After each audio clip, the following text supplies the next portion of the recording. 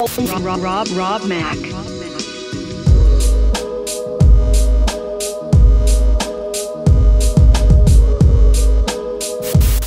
What's up, team? It's Rob Mac from M3 Beats. As you just saw in that overly dramatic opener, I installed custom Xenon headlights. Today, I'm going to show you how to do it yourself on your BMW F30. In my quest to get rid of all the silver and chrome from the exterior of my car, the last thing left was the stock headlight inner housings.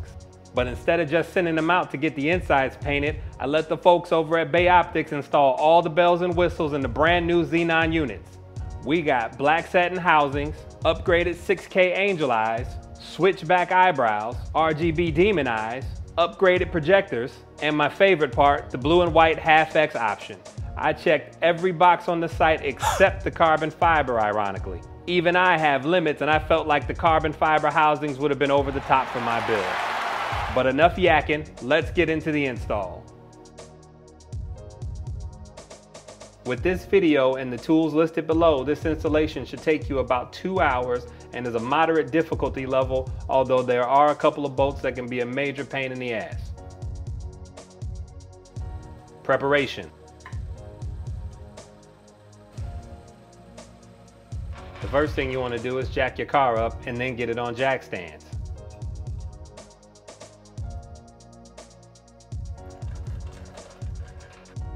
Next, take off both front wheels.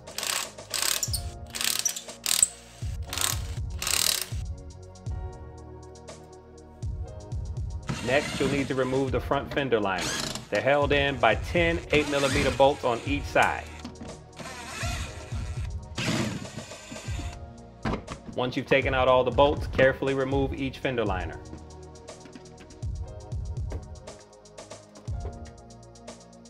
Here are the locations of all 10 bolts on each fender liner.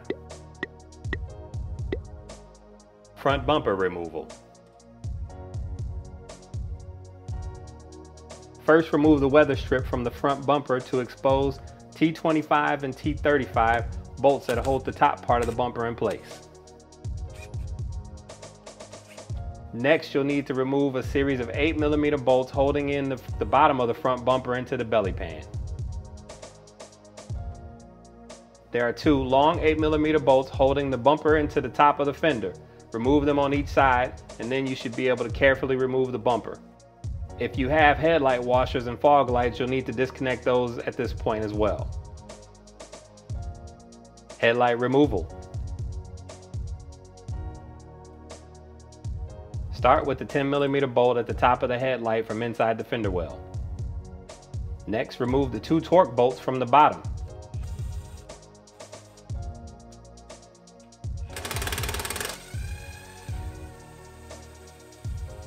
I just made that last part look really easy, but you really should counter hold the square nut with a pair of vice grips to prevent the nut from stripping when you're removing the headlight. Disconnect the headlight connection. Finally, remove the last bolt from the top of the headlight. Gently pull the headlight away from the engine bay. The wiring harness. The instructions provided with the headlights weren't very great, so I drew this wiring diagram to help you identify what goes where. Using a 10mm socket, quarter turn the 3 bolts that are holding this cover in place and remove it. First, we're going to install this wire to the negative terminal. To do that, use a Torx bit and a breaker bar. Slide the black wire into place. Reinstall the terminal nut. Next, we'll install this red wire into the positive terminal. Using a Torx bit again, remove the terminal post. Snake the red wire under the engine brace and around to the install location. Place it on the screw and then install the terminal cover.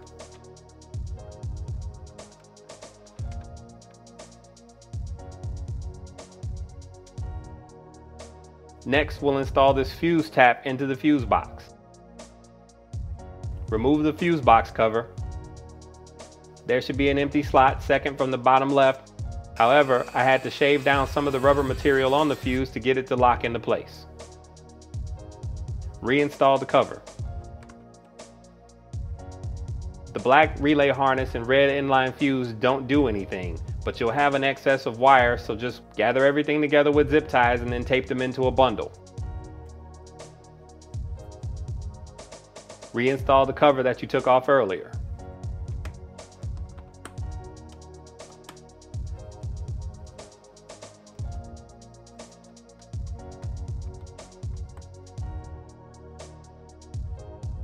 Finally, there's two headlight connections that we need to route underneath the weather stripping, down the passenger side of the car, and to the left and right headlight locations.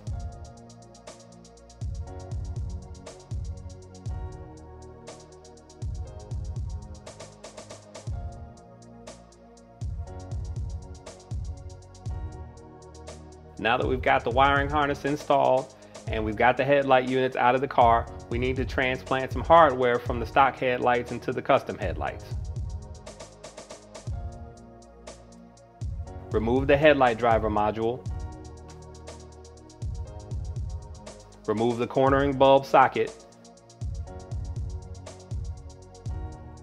Remove the back cover to the Xenon light. To remove the Xenon light, you need to press in on this spring clip and push it to the left at the same time to release the tab that's holding the socket together. Once you have the clip removed, then you can remove the power connection and remove the Xenon light bulb.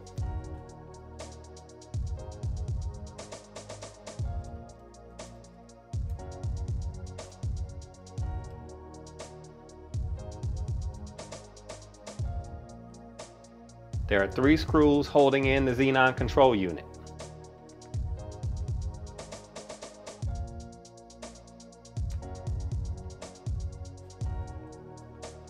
Finally, remove the 2 DRL LED modules from the bottom of the headlights.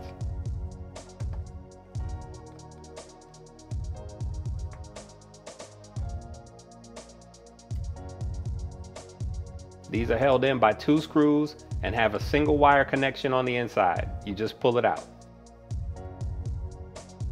Now, reinstall all of the things that you took off the old headlight into your new headlight unit. The DRL LED modules, the cornering bulb socket, the headlight driver module, the Xenon control unit, and the Xenon bulb.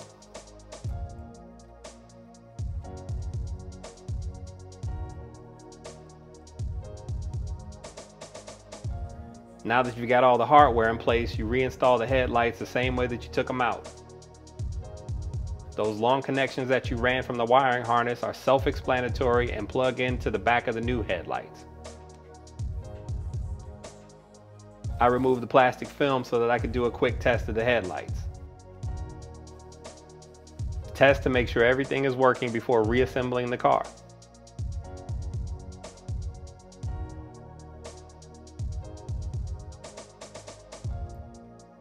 Now that the headlights are installed, we're going to reattach the front bumper.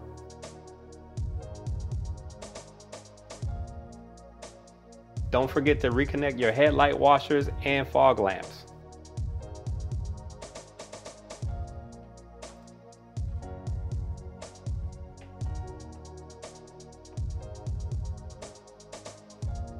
Replace the wheels, remove the jack stands, lower your car, and don't forget to torque your wheels. And that's it.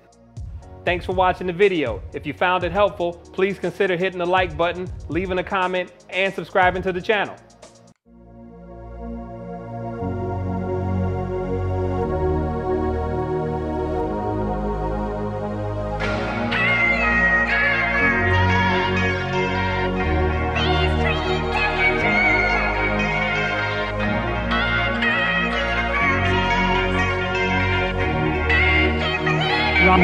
Rob Mac.